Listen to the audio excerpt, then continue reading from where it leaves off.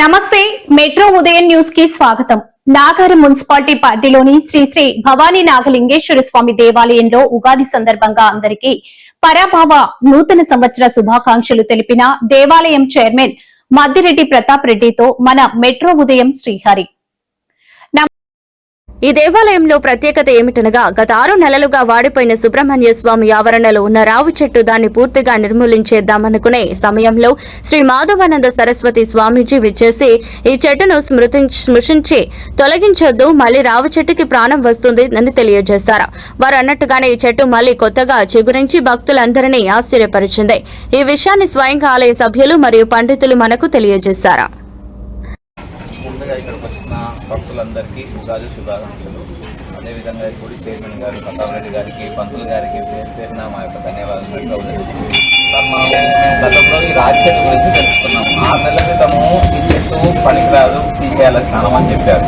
అదే రాగి చెట్టు మళ్ళా ప్రత్యేకత ఏంటి, మీరు ఏం చెప్పాలనుకుంటున్నాం మా మెట్రో ఉదయం ఛానల్? ఈ చెట్టు 6 నెలల క్రితమే ఆకుమతో రాలిపోయి చెట్టు ఇంకా జీవం లేకుండా ఉంది, తీసేయాలి, గుళ్ళో చాలా మంది చెప్పడం జరిగింది. అదేవిధంగా గుడిలో కూడా మాకు ఉన్నటువంటి పురోహితులు కూడా మంత్రులు గారు కూడా అదే చెప్పారు, తీసేయాలి, చెట్టు లేదు అదే అని చెప్పడం జరిగింది. కానీ అది ఒక 1 మంత్ బ్యాక్ మాకు అంటే 5 మంత్స్ నుంచి వెయిట్ చేస్తున్నాము, ఏమో ఉందాము అని డౌట్గా ఉన్నది. అనుకుంటూ ఉన్న సమయంలో మాకు స్వామివారి దేవాలయానికి వస్తూ ఉంటారు, శ్రీ మాధవానంద సరస్వతి స్వామివారు. వారు వచ్చి కూడా అన్నారు, ఇది జీవంలో ఉన్నది, మీరేం భయపడాల్సిన అవసరం లేదు, మీరు 1 మంత్లో మీకు వచ్చేస్తుందని చెప్పడం జరిగింది. ఆయన చెప్పిన ప్రకారంగానే ఆయన ఇలా వచ్చి తాకి వెళ్ళారు. ఒక 1 వీక్లోనే దాని చిగురు లైట్గా కనపడింది. అప్పుడు ఇంకా మేము నిర్ణయానికి వచ్చాము. చెప్పడం వల్ల నిర్ణయం ఆపుకోవడం వల్ల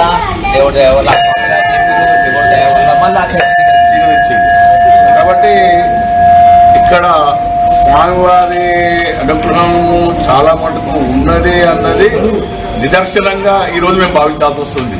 చాలా సంతోషం అండి ప్రతాప్ రెడ్డి గారు, మీరు ఇలా మాకు లైవ్ లో చూపించినందుకు చాలా సంతోషం. అదేవిధంగా మనకు గుడి పంతులు గారు ఉన్నారు. పంతులు గారు మీరేమనుకుంటారండి? అసలు రాగి చెట్టు చనిపోయింది అనుకున్నాం. చనిపోయిన తర్వాత మాకు ఏంటంటే మామూలుగా ఏ చెట్టు రాలినా ఎమ్మటే చిగురు పక్కన వస్తుంది. ఈ చెట్టుకు అది కనిపిస్తుందా మాకు?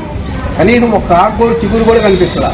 ఇది కాబట్టి ఇది అయిపోయింది, దీన్ని మార్చేస్తూ పోతే ఆలోచన కలిగింది. రెడ్డి గారితో నేను అన్నా, చనిపోయిన చెట్టు చూడకూడదు, తీసేస్తూ పోతుందని ఇంకో కొద్ది కాలం చూద్దామన్నారు. అందులో స్వామీజీ వచ్చి అట్లా చెయ్యేసి వెళ్ళిపోయాడు. ఒక 4 రోజులకి చిగురు మళ్ళీ అంతా ఆకు వచ్చింది. అదేవిధంగా మన దగ్గర కాశీ పంతులు గారు ఉన్నారు, వారు కూడా వారి అభిప్రాయం ఏంటో చెప్పగలరు?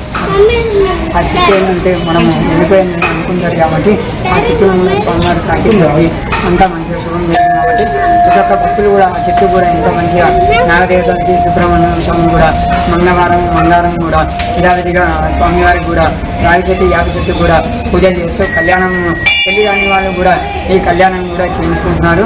వాళ్ళకి ఎంతో మంచిగా సంతోషంగా కలుగుతుంది. కాబట్టి మన విధంగా విష్ణుమూర్తి కూడా లక్ష్మీదేవి కూడా వాటిని కటాక్షం కలుగుతుంది. కాబట్టి ప్రతి ఒక్కరు కూడా రాగి చెట్టు యాప చెట్టు చుట్టూరు కూడా మంచిగా ప్రవేశం చేసుకుని ఆ స్వామిని కూడా మంచిగా కాపాడుకుని, విష్ణుమూర్తిని లక్ష్మీదేవి కూడా మంచిగా కాపాడుకుంటే, ఆ చెట్టును కూడా ఎంతో మంచిగా చూసుకుంటే మనకు కూడా ఎంతో సంతోషంగా దేవాలయంలో అభివృద్ధి చెందిందని కోరుతున్నాం.